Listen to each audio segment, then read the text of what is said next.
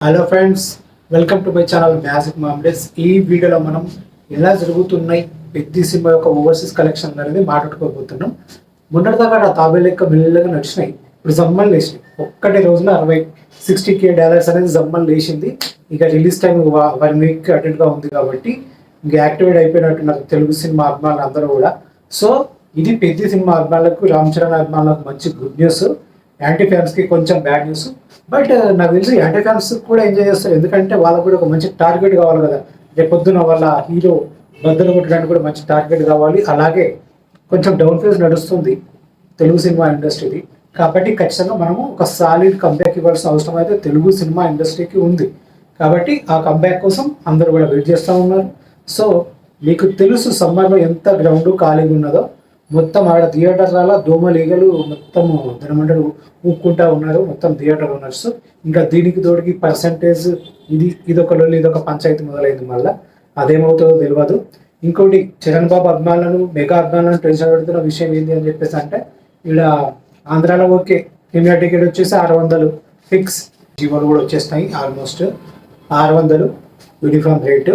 కాకపోతే exclusive Charan fans బాగా పడతారు, ఎందుకని చెప్పేసి అంటే పుష్పకు 900, ఓజీకి 900, సలార్కి సంథింగ్, ఈ చాలా పెద్ద పెద్ద సినిమాలకు కూడా ఇంకెక్కువనే ఇచ్చినారు కదా, మాకేం తక్కువ అని చెప్పేసి అంటే వద్దురా బాబు. ఈయనైతే అసలు తెలంగాణలో ఇంకా మొత్తానికి హైక్స్ లేకుండా రిలీజ్ చేస్తామని చెప్పేసి అంటున్నారు. వద్దు, మరీ ఎక్కువ పెడితే అక్కడ వాళ్ళంతా వచ్చి ఇక్కడ చూస్తారు సినిమాలు, అట్లా తయారవుతుంది కథ.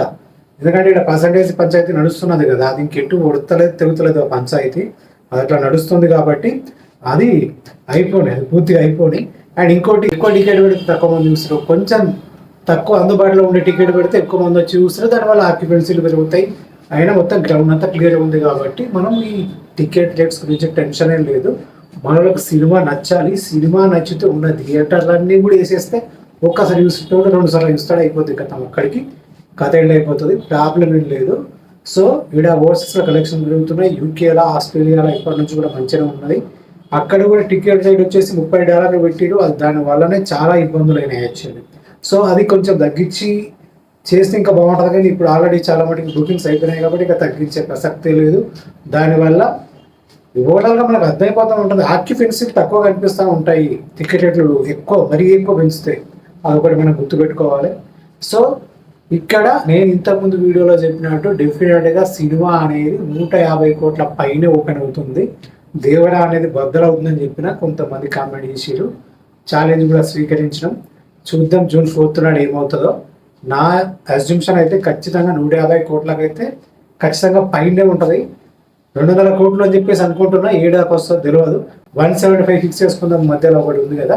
సో అక్కడ ఓవర్సీస్ బుకింగ్స్ అయితే మెల్లగా లేస్తున్నాయి, ఇంకా లేస్తాయి. ఇంకా 6 days టైం ఉంది కాబట్టి ఆల్రెడీ $625K అంటే $6,25,000 టోటల్ నార్త్ అమెరికా గుంజింది, మంచిగా గుంజింది. ఇంకా $1 million అనేది 2-3 రోజుల్లో కొట్టేస్తుంది.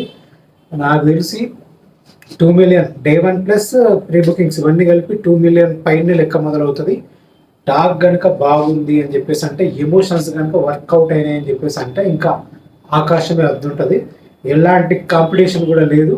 ఆగస్టులో వస్తున్నట్టుగా మన సినిమాలన్నీ కూడా అప్పటిదాకా ఖాళీ. సో సినిమాకు మంచి టాక్ కావాలి, మోగిపోవాలని చెప్పేసి కోరుకుంటున్నాం.